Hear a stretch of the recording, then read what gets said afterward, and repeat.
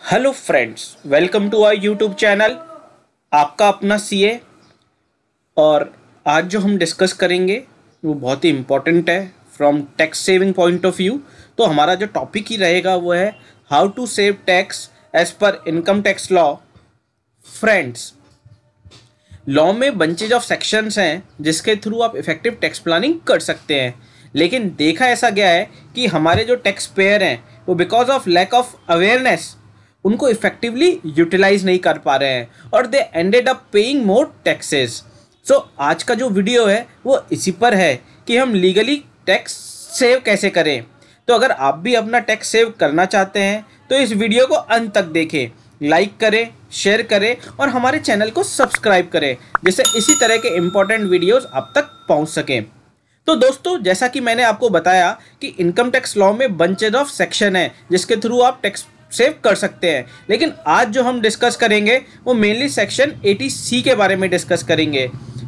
Friends, 80C में basically दो तरह के डिडक्शंस हमको मिलते हैं, एक इन्वेस्टमेंट बेस्ड डिडक्शन होता है और एक स्पेंडिंग बेस्ड डिडक्शन रहता है। तो हमारा जो आज का फोकस रहेगा वो इन्वेस्टमेंट बेस्ड डिडक्शन पे रहेगा, क्योंकि लॉन्ग टर्म के अंदर हमारे इन्वेस्टमेंट बेस्ड डिडक्शन जो है वो हमको वेल्थ भी क्रिएट करके देते हैं। तो इन्वेस्टमेंट बेस्ड डिडक्शन हमारे दो पर्पस सॉल्व करते हैं, एक हमको लॉन्ग रन में वेल्थ भी क्रिएट करके देते हैं और साथ के साथ में हमको टैक्स भी सेव करके देते हैं। लेकिन वीडियो के अंत में मैं आपको स्पेंडिंग बेस्ड डिडक्शन के बारे में भी बता दूंगा जिससे कि आप लोगों को इन्फॉर्मेशन पूरी मिले।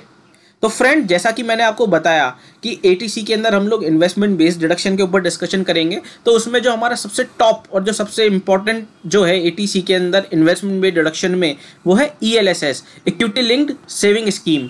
इक्विटी लिंक्ड जो सेविंग स्कीम है वो बेसिकली एक म्यूचुअल फंड होता है। ये म्यूचुअल फंड ही है जिसको ELSS का नाम दिया गया है और लॉन्ग टर्म के अंदर हमको ये आराम से 10 से 15% के बीच के अंदर रिटर्न डिक्लेयर करके 10 से 15% के बीच का रिटर्न निकाल के दे देता है। जो ELSS स्कीम के अंदर जो म्यूचुअल फंड हमको सेलेक्ट करने हैं वो आप फ्रेंड्स सेलेक्ट करते टाइम ध्यान रखिएगा कि वो इक्विटी ओरिएंटेड म्यूचुअल फंड हो और उन्होंने मिनिमम 65% जो है वो इक्विटी में इन्वेस्ट किया हो। वैसे तो आप किसी भी म्यूचुअल फंड की साइट के ऊपर जाएंगे तो आपको वो ELSS का एक सेक्शन ही अलग से दे देते हैं जहाँ पे आपको ये देखने की जरूरत नहीं है कि वो 65% इक्विटी में इन्वेस्ट करा है नहीं करा है, क्योंकि वो स्कीम इस तरीके से डिजाइन करी हुई है कि वो इनकम टैक्स पर्पस के डिडक्शंस के हिसाब से हो। तो उन्होंने ऑलरेडी जो इनकम टैक्स गाइडलाइंस है उसको फॉलो किया हुआ रहता है। इसके अंदर आपको दोनों ऑप्शन मिलते हैं। जब आप म्यूचुअल फंड परचेस करते हैं तो आपको दो तरह के ऑप्शन रहते हैं, एक ग्रोथ ऑप्शन और एक डिविडेंड ऑप्शन। सेम वे जब आप ELSS म्यूचुअल फंड सेलेक्ट करेंगे तो भी आपके पास दोनों ऑप्शन रहेंगे, ग्रोथ ऑप्शन भी रहेगा, डिविडेंड ऑप्शन रहेगा। वो अकॉर्डिंग टू योर चॉइस आप चूज कर सकते हैं। लेकिन इसमें जो देखने वाली बात है वो है लॉक इन पीरियड। एक बार अगर आप 80C के डिडक्शन के लिए ELSS में इन्वेस्टमेंट कर देते हैं तो इसमें जो लॉक इन पीरियड रहेगा वो 3 इयर्स का रहेगा। 3 साल तक आप अपना पैसा विड्रॉ नहीं कर पाएंगे। अगर आप अपना पैसा 3 साल से पहले विड्रॉ करना चाहते हैं तो आप कर सकते हैं, लेकिन उस केस के अंदर फिर आपको टैक्स देना पड़ जाएगा जो कि आपको पहले डिडक्शन मिल गया था। दूसरा, अभी आप 3 साल के बाद अगर आप पैसा विड्रॉ करते हैं तो आपको जो रिटर्न जनरेट हुआ उस रिटर्न टैक्सेबल होगा कि नहीं। तो फ्रेंड्स, वो रिटर्न टैक्सेबल होगा as a long term capital gain अगर वो रिटर्न जो है 1 लाख रुपए से ज़्यादा है। अगर आपका रिटर्न 1 लाख रुपए से कम है तो वो लॉन्ग टर्म कैपिटल गेन आपका एग्जम्प्ट हो जाएगा। मिनिमम इन्वेस्टमेंट जो टिकट साइज है आपको ELSS में इन्वेस्टमेंट करने के लिए वो 500 रुपीज़ या 500 रुपीज़ से स्टार्ट कर सकते हैं और मैक्सिमम एज सच कोई लिमिट नहीं है म्यूचुअल फंड में इन्वेस्टमेंट करने के लिए। जैसा कि मैंने आपको बताया कि ELSS जो है वो म्यूचुअल फंड है और उससे आपको 10 से 15% रिटर्न निकल के आ जाता है लॉन्ग रन में। वो रिटर्न निकलने का ही सबसे इम्पॉर्टेंट रीज़न है वो है ये मार्केट लिंक प्रोडक्ट है। म्यूचुअल फंड वाले क्या करते हैं, म्यूचुअल फंड वाले बेसिकली मार्केट में इन्वेस्ट करते हैं, इक्विटी शेयर में इन्वेस्ट करते हैं, इसलिए मार्केट लिंक प्रोडक्ट है। और इसके अंदर जो रिटर्न है वो रिटर्न भी जो है मार्केट के ऊपर डिपेंड करता है। तो लॉन्ग रन में अगर मार्केट ने अच्छा किया तो आपको अच्छा रिटर्न मिलेगा, लेकिन इसमें कैपिटल इरोजन का भी रिस्क रहता है। तो इसलिए ELSS में इन्वेस्ट करने से पहले आप सारे डॉक्यूमेंट्स ढंग से पढ़ लें कि उन्होंने किस सेक्टर में इन्वेस्ट किया हुआ है और उसका पास्ट परफॉर्मेंस कैसा है। तो ये तो था ELSS के बारे में। दूसरा जो हमारा इसमें आता है, जो बहुत इंपॉर्टेंट इन्वेस्टमेंट ऑप्शन आज की तारीख में लोग प्रेफर करते हैं, मोस्टली यंगर जनरेशन तो आज के टाइम में पीपीएफ का प्रेफर नहीं करती है, लेकिन जो हमारे मिडिल एज है और जो ओल्ड एज पीपल है जो है वो पीपीएफ को बहुत ज़्यादा प्रेफर करते हैं। पीपीएफ को प्रेफर क्यों किया जाता है? क्योंकि ये गवर्नमेंट ऑफ इंडिया की स्कीम है और इसके अंदर सैलरीड और नॉन सैलरीड दोनों ही तरह के लोग इसमें इन्वेस्टमेंट कर सकते हैं। आज के डेट में एचयूएफ और एनआरआईज के लिए ये पीपीएफ ऑप्शन अवेलेबल नहीं है। और जो सबसे इम्पोर्टेंट फोकस एरिया है पीपीएफ का, जिसके लिए पीपीएफ बहुत ज़्यादा आप कह सकते हैं चर्चित है हमारे इंडिया के अंदर, वो ये कि जो इसके ऊपर इंटरेस्ट अर्निंग होती है वो टैक्स फ्री होती है। जैसा कि हमने पहले देखा ईएलएसएस के अंदर जो हमको रिटर्न जनरेट होकर होगा वो टैक्स फ्री नहीं है। वो अगर 1 लाख रुपए से ऊपर है तो वो आपको टैक्स देना पड़ेगा, लेकिन इसके अंदर जो भी पीपीएफ में जो भी रिटर्न जनरेट होएगा, जो भी इंटरेस्ट जनरेट होएगा वो टैक्स फ्री है। करंटली जो इंटरेस्ट रेट चल रही है पीपीएफ पे वो 7.1% चल रही है और ये इंटरेस्ट रेट क्वार्टरली चेंज होती है। लेकिन जो यहाँ पे खास देखने वाली बात है वो ये है कि यहाँ पे जो लॉक इन पीरियड है वो 15 ईयर्स का है। जैसा कि अगर आपने एक बार पैसा डाल दिया पीपीएफ में तो 15 साल के लिए वो ब्लॉक हो जाएगा। पार्शियल विड्रॉल अलाउ है 7 साल के बाद, कुछ कंडीशन है वो आपको फुलफिल करनी पड़ेगी। और एक और चीज़ जो इसमें पीपीएफ को बहुत खास बना देती है वो ये कि पैसा तो उसने आपको 15 साल के लिए ब्लॉक कर दिया, लेकिन अगर आपको इंटरमीडिएट पीरियड में पैसे की ज़रूरत है तो आप बैंक में अपने पीपीएफ के अगेंस्ट जाके बैंक से पीपीएफ के अगेंस्ट जाके लोन ले सकते हैं। पीपीएफ के अंदर भी जो मिनिमम इन्वेस्टमेंट और मिनिमम टिकट साइज है 500 रुपीज़ है और 500 रुपीज़ से आप अपना पीपीएफ स्टार्ट कर सकते हैं। इसमें एक और जो इम्पोर्टेंट चीज़ है वो ये है पीपीएफ के अंदर कि यहाँ पे कैपिटल प्रोटेक्शन है, बिकॉज इट इज़ ये मार्केट लिंक प्रोडक्ट नहीं है, तो इसके अंदर जितना भी आपने पैसा डाला है वो पूरा का पूरा सेफ रहेगा, इसमें कोई कैपिटल इरोजन का खतरा नहीं है। इसके बाद जो हमारा नेक्स्ट आता है वो है national pension system. NPS government of India ने 2004 में स्टार्ट किया था सेंट्रल गवर्नमेंट एम्प्लॉयज़ के लिए और स्टेट गवर्नमेंट एम्प्लॉयज़ के लिए, और फिर बाद में इसको एक्सटेंड कर दिया गया था जनरल पब्लिक के लिए। एनपीएस का जो मेन उद्देश्य था, मेन ऑब्जेक्टिव था वो ये था लोगों को पेंशन देना रिटायरमेंट के बाद।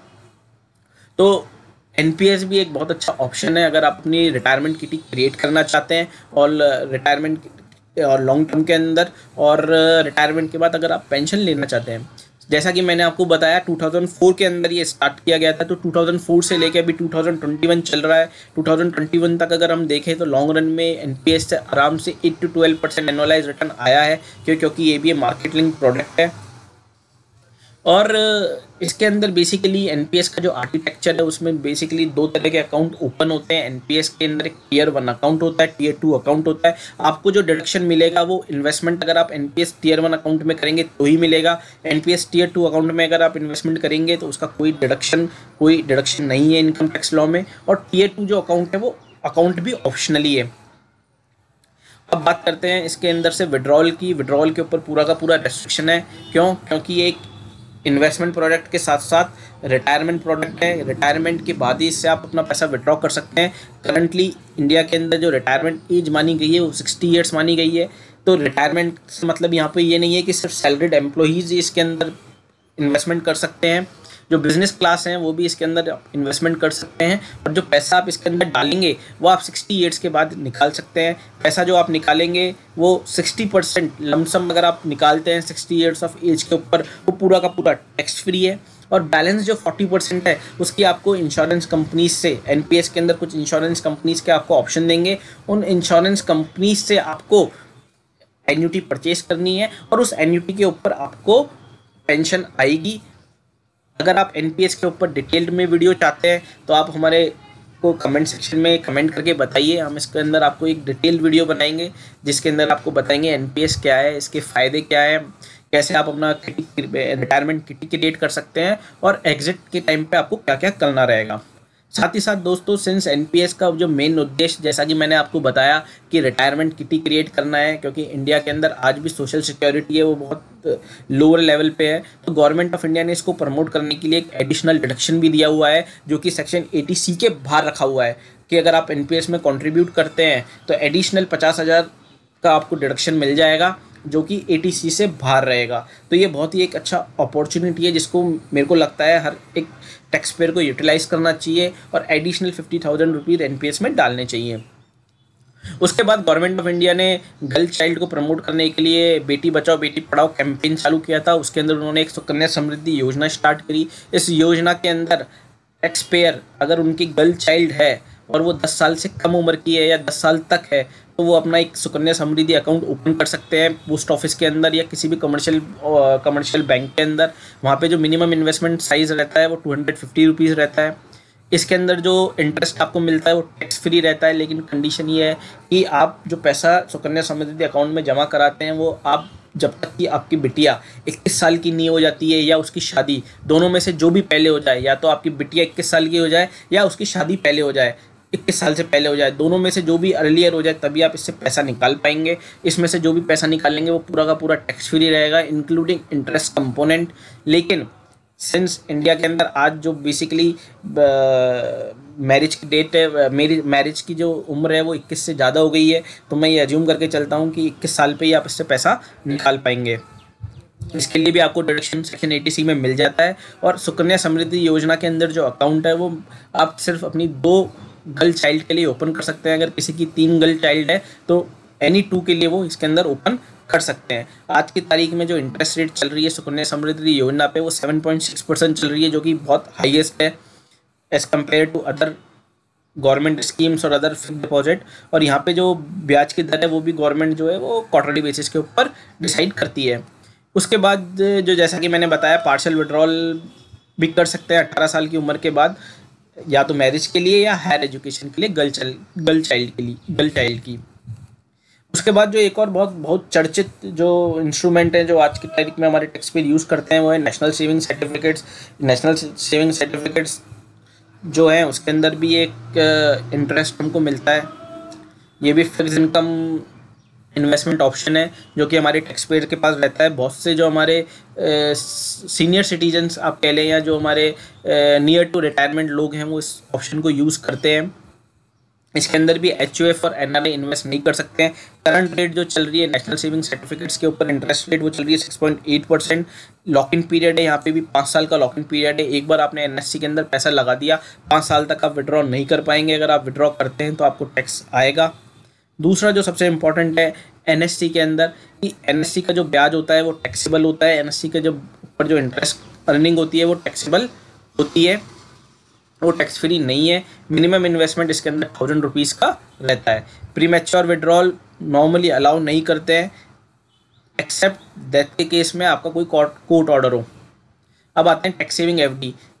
ये वो लोग यूज़ करते हैं टैक्स सेविंग FD जो अपना इन्वेस्टमेंट करना भूल जाते हैं और आखिरी मोमेंट के ऊपर जागते हैं जहाँ पे फाइनेंशियल ईयर एंड हो रहा होता है, तो उनको और कुछ ऑप्शन दिखता नहीं है और वो टैक्स सेवर FD के अंदर इन्वेस्ट कर देते हैं। टैक्स सेवर FD जो है वो मोस्टली हर बैंक के पास अवेलेबल है, हर बैंक इसका ऑप्शन आपको देता है। इसमें भी जो लॉक इन पीरियड रहता है वो 5 साल का रहता है। एक बार आपने पैसा डाल दिया 5 साल के लिए लॉक इन हो जाएगा।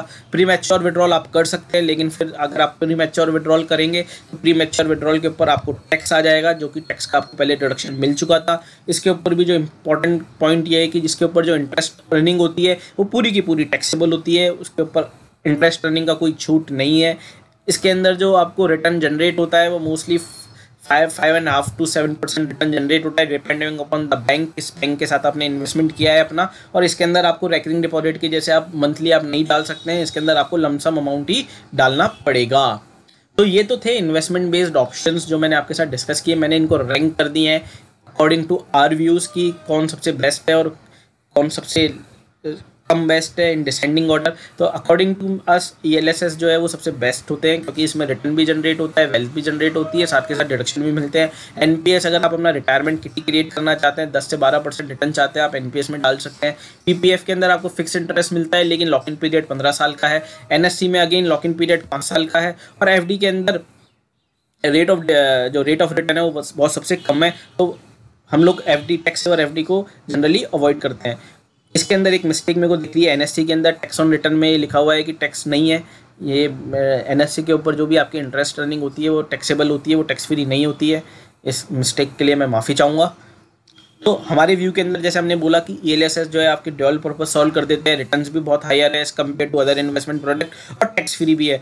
और सबसे बड़ी खास बात, अगर आपका जो रिटर्न जनरेट होता है वो भी पार्शियली टैक्स फ्री हो जाता है अगर वो 1 लाख के नीचे है। तो अगर 1 लाख के ऊपर है तो फिर आपको लॉन्ग टर्म कैपिटल गेन आएगा जो कि 20% रहता है। और अगर आप अपना रिटायरमेंट किटी क्रिएट करना चाहते हैं तो आप NPS को ऑप्ट कर सकते हैं।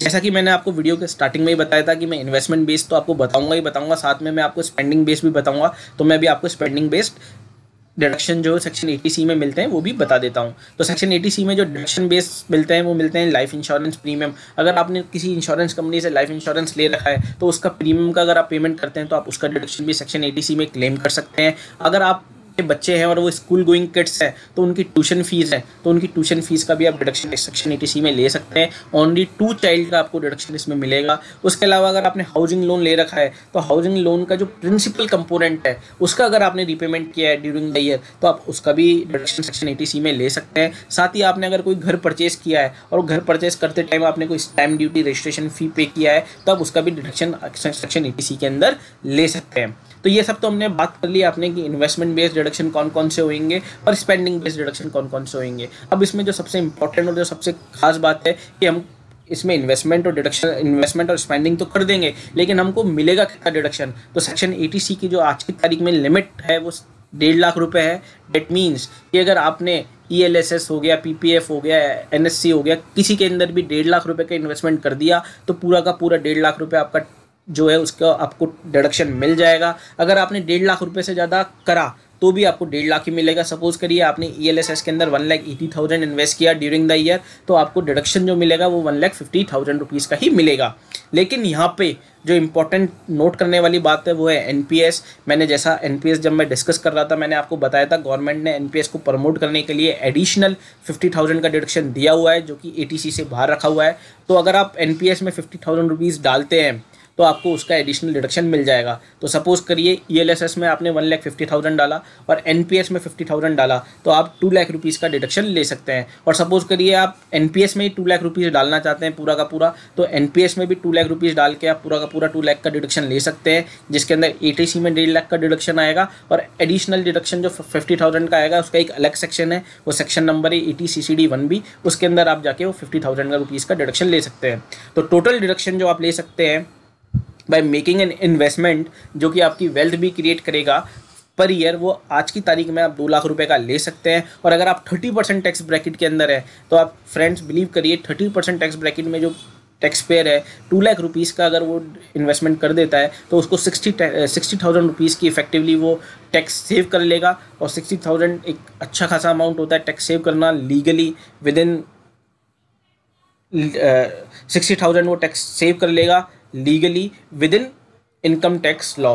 तो मैं आशा करता हूँ आपको हमारा वीडियो अच्छा लगा रहेगा। अगर आपको वीडियो अच्छा लगा तो लाइक करें, शेयर करें, सब्सक्राइब करें और बेल आइकन पे प्रेस करें जिससे कि ऐसे ही इंपॉर्टेंट वीडियोस आपके पास सबसे पहले आए। Thank you.